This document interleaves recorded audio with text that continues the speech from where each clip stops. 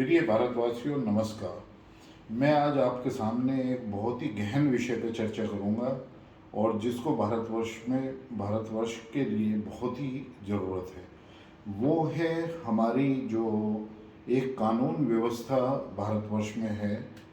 ये अभी भी कॉलोनियल सिस्टम के ऊपर ही बेस होकर चल रही है और इसमें बहुत ही सुधार आने की आवश्यकता है। मैं बहुत ही गहन मुद्दे जो इस चीज़ से जुड़े हुए हैं कि जुडिशल रिफॉर्म्स क्या होने चाहिए, उसमें जो जजों की नियुक्ति है सुप्रीम कोर्ट के अंदर, कॉलेजियल सिस्टम क्या होता है, हाई कोर्ट के अंदर किस तरीके से नियुक्ति होती है, या और सबॉर्डिनेट कोर्ट्स में किस तरीके से जजों की, उनको ना करते हुए मैं सिर्फ वो कि हमारे आम आदमी को क्या इससे सुविधाएँ होती हैं, क्या आम आदमी को चाहिए, ये हमारे समाज को किस तरीके से जो है ना इफ़ेक्ट कर रहा है, उन मुद्दों पर चर्चा करूँगा और फिर ये समक्ष रखूँगा अपनी गवर्नमेंट ऑफ इंडिया के लिए रिकमेंडेशंस कि क्या उसमें किया जा सकता है, किस तरीके से इम्प्रूवमेंट ला सकते हैं। देखिए, अभी भी मैं क्यों कह रहा हूँ, ये ज़्यादातर जो मैंने इस सब्जेक्ट में रिसर्च करी है उसमें ज़्यादातर लोगों का, स्पेशली जो युवा हैं, उनका बहुत ही फर्म एक फोकस विचार बना हुआ है कि हमारा जो सिस्टम था, जुडिशियल सिस्टम, वो हमने एक ब्रिटिश सिस्टम या कॉलोनियल सिस्टम से डायरेक्टली कॉपी कर लिया है और ये अब हमें बिल्कुल भी अच्छी तरीके से सर्व नहीं कर रहा है। और इसी का कारण है कि आज इतने ज़्यादा केस कोर्ट में लंबित हैं। यदि आप देखें कि हर साल इन केस में बढ़ोतरी होती जा रही है और जब ये केस लंबित हैं, इसका मतलब जजों का संख्या बहुत कम है, हमारे कोर्ट की संख्या कम है, जजों की संख्या कम और कोर्ट की संख्या कम होने के कारण, लेकिन लगातार हमारे पॉपुलेशन ज़्यादा होने की वजह से जो वृद्धि हो रही है, उनमें यदि हम आप देखें तो आज करीब 4.80 लाख जो हैं, उसमें 31/12/19 को जो है ना वो हमारे अंडर ट्रायल लोग हैं। और अंडर ट्रायल लोगों में से जो हमारे जो जेल में लोग हैं टोटल, वो टोटल हैं 4.8 लाख और उसमें से करीब 3.30 मतलब 3,30,000 जो हैं वो अंडर ट्रायल। मीन्स उन पर ये नहीं कहा जा सकता कि उनको सज़ा होगी या नहीं होगी। तो इस तरीके से हमारी जेलों की जो कैपेसिटी है वो करीब मुश्किल से 4 लाख है।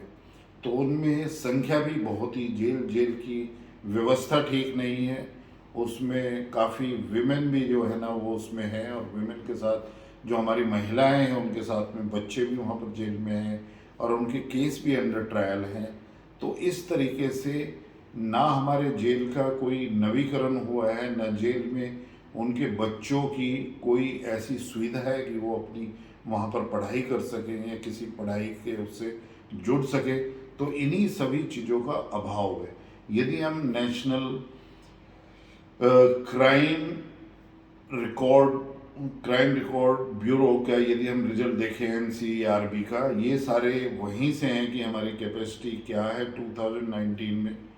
और कितने केस लंबित हैं वहाँ पर, कितने अंडर ट्रायल हैं, मैं आपको ऑलरेडी बता चुका हूँ। हमारे जो हाई कोर्ट्स हैं वो करीब 25 हैं। लेकिन सबसे महत्वपूर्ण मुद्दा ये है कि हमने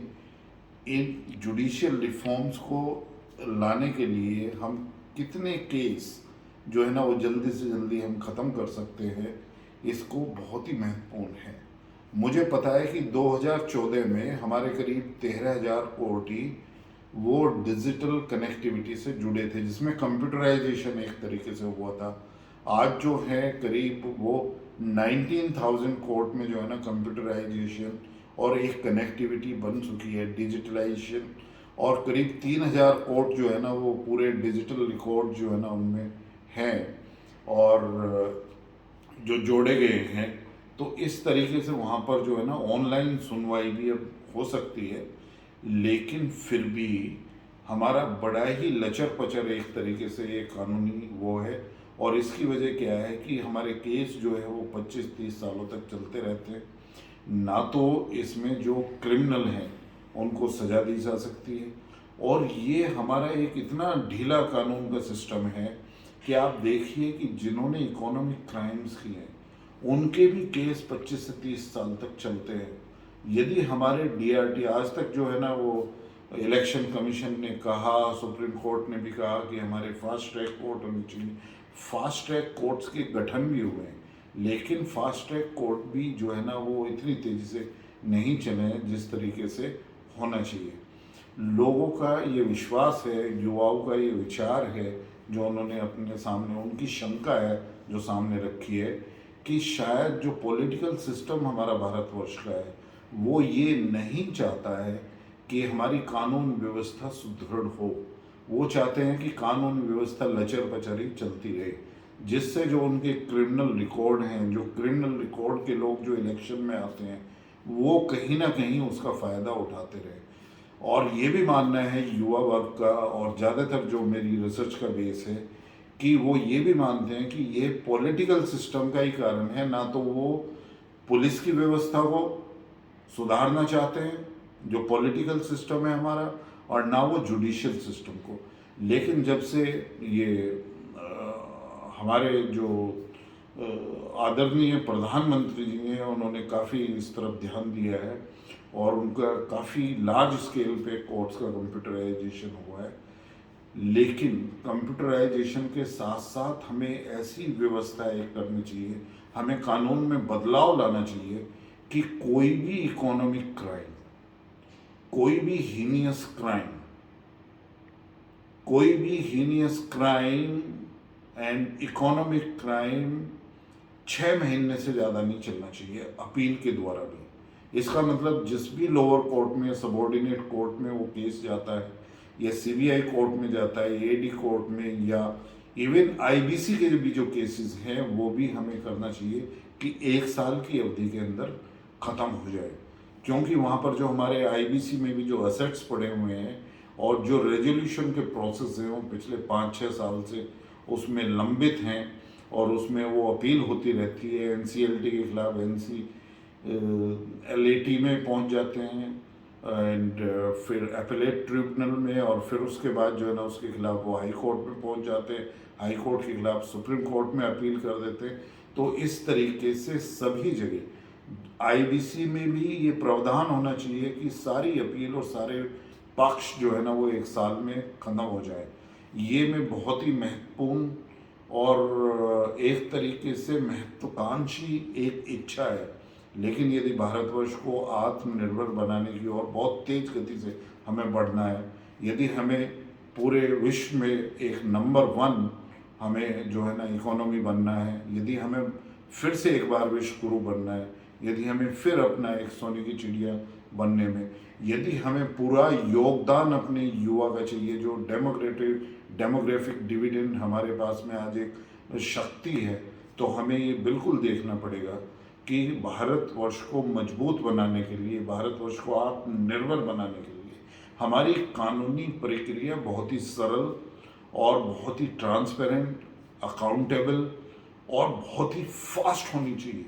तो उसमें यदि जज की कमी है तो वो सैटरडे को केस सुने, संडे को सुने, या शिफ्ट सिस्टम में चले, जब आजकल ऑनलाइन हो गया है। और हमें एक दृढ़ संकल्प लें, जैसे हमारे 75 साल पूरे हो रहे हैं नेक्स्ट ईयर 15 अगस्त 2022 में हम 75 गौरवशाली अपने आज़ादी के हम मनाने जा रहे हैं। तो उससे पहले हम ये भी करें कि हमारी कानून व्यवस्था में जितने भी केस पेंडिंग हैं, स्पेशली अंडर ट्रायल्स के, कम से कम वो सेटल्ड हो जाए। यदि उनकी अपील भी वो निर्णायक दौर में पहुंच सकें, और वहाँ पर जो हमारे निर्दोष जो अंडर ट्रायल्स हैं, जो नहीं है एक तरीके से क्रिमिनल, वो उससे बाहर निकल सकें, जेलों पर हमारा वजन कम हो सके और हमारी आर्थिक व्यवस्था पे भी उसका वजन कम हो सके। दूसरी तरफ हमारे जो इकोनॉमिक क्राइम लोग कर रहे हैं उसके बारे में भी बहुत ही ज़्यादा कंसर्न हो कि एक तो पॉलिटिशियंस जो इलेक्शन लड़ते हैं उनकी क्रिमिनल बैकग्राउंड के बारे में वो फास्ट ट्रैक कोर्ट से डिसाइड होनी चाहिए,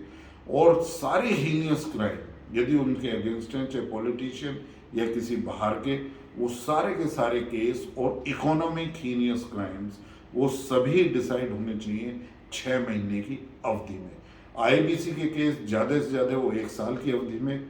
डिसाइड होने चाहिए। और इन चीज़ों का यदि हम ध्यान रखेंगे, डीआरटी के केस हैं, एनसीएलटी के, वो भी 1 साल की अवधि में होने चाहिए। तो जो हमारे महत्वपूर्ण एसेट्स हैं आईबीसी में, जो इरोड हो रहे हैं, जहाँ पर हमें हमारी बैंकों को जो है ना हेयर कट लेना पड़ रहा है रेजोल्यूशन प्रोसेस से, वो नहीं लेना पड़ेगा, इसमें हमें सोचना पड़ेगा। और दूसरी तरफ जो हमारे इकोनॉमिक ऑफेंडर्स हैं या जो इंडिया से फ्लैट किए हैं, उनके भी खिलाफ हमारे बहुत ही फास्ट ट्रैक कोर्ट में जो है ना वो केस चलने चाहिए। तो इस तरीके से हमें आज जो हमारे युवा हैं, जो हमारा डेमोग्राफिक डिविडेंड है, यदि उसमें एक ऐसा अविश्वास है हमारे कोर्ट की तरफ, हमारे लचर पचर सिस्टम के लिए, लोग डरते हैं, लोगों के पास में पैसा नहीं है, गरीब हैं, और वो उनके खिलाफ जो है ना वो केस चलते रहते हैं, और काफ़ी जो इनोसेंट हैं वो जेलों में सड़ रहे हैं। क्या हम उनका ध्यान नहीं रखेंगे? क्या हम अपनी जेल प्रणाली को ऐसा नहीं करेंगे कि वहाँ पर बच्चों की पढ़ाई हो सके? जो बच्चे बिल्कुल भी निर्दोष हैं, यदि उनकी माँ का या उनके फादर का यदि कोई दोष है, उसके कारण वो अपनी माँ के साथ वहाँ पर जाकर रह रहे हैं, क्या उनको पौष्टिक आहार वहाँ पर मिल रहा है? क्या वहाँ पर कुछ काम करने की सुविधाएं हैं? कुछ हमने आधुनिक जेल बनाई है और उसमें कुछ सुविधाओं को प्रदान किया है, लेकिन मैं आपके सामने जो इस मुद्दे को लेकर आया हूँ, काफ़ी रिसर्च करने के बाद लेकर आया हूँ कि हमारी कानून व्यवस्था में सुधार एकदम से होना चाहिए। हमें एक ऐसा सुगम और बहुत ही तेजी गति से चलने वाला फास्ट ट्रैक कोर्ट के आधार पर हमारा ये जुडिशियल सिस्टम इम्प्रूव होना चाहिए। Judicial reforms are must for India to progress as a self reliant nation. और यदि हमें एक शक्तिशाली देश के लिए उभरना है और इकोनॉमी, आपको शायद अंदाज नहीं होगा कि करीब जो है ना 78,000 करोड़ जो है ना उस पर जो हमारे जो लिटिगेशन है उन पे खर्चा एक्स्ट्रा आता है, और हो सकता है कि वो 1 लाख करोड़ के आसपास हो। और फिर देखना है कि कितने हमारे अंडर टाइल्स जो है ना वो उसमें इसी तरीके से प्रक्रिया में सड़ते रहते हैं काफ़ी दिनों तक। और कैसे लोग जो इकोनॉमिक क्राइम करते हैं या जो पॉलिटिशियन हैं जिन्होंने स्कैम किए हैं, या लोगों ने जिन्होंने स्कैम किए हैं और इकोनॉमिक क्राइम किए, वो किस तरह से सिस्टम से बाहर आकर और इस लचर पचर व्यवस्था का फ़ायदा, कॉलोनियल सिस्टम का फ़ायदा उठाते रहते हैं, और काफ़ी दिनों तक वो कानूनी प्रक्रिया से बाहर रह जाते हैं। इन्हीं सब चीज़ों को ध्यान में रखकर मैं समझता हूँ कि ये कानून व्यवस्था में चेंज लाना, एक तरह से बदलाव बहुत ही ज़रूरी है। धन्यवाद।